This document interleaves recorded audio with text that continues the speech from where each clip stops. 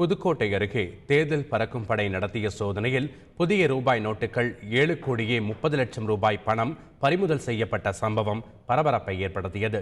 தஞ்சை தொகுதி தேர்தலை ஒட்டி பறக்கும் படையினர் தீவிர வாகன சோதனையில் ஈடுபட்டு வருகின்றனர்.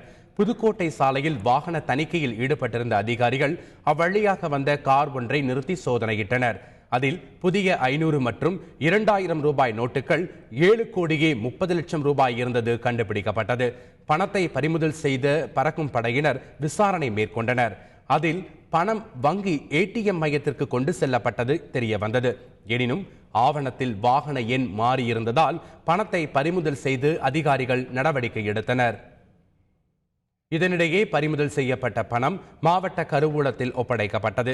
பறிமுதல் செய்யப்பட்ட புதிய ரூபாய் நோட்டுகள் கொண்ட 7,30,00,000 பணம் பேங்க் ஆஃப் பரோடா வங்கிக்கு சொந்தமானது என தமிழக தலைமை தேர்தல் அதிகாரி ராஜேஷ் லக்கானி தெரிவித்துள்ளார். இதேபோல் தஞ்சை வல்லம் சாலையில் சோதனையில் ஈடுபட்டிருந்த பறக்கும் படை அதிகாரிகள் உரிய ஆவணங்கள் இன்றி காரில் கொண்டு செல்லப்பட்ட 35 லட்சம் ரூபாய் ரொக்க பணம் பறிமுதல் செய்யப்பட்டது.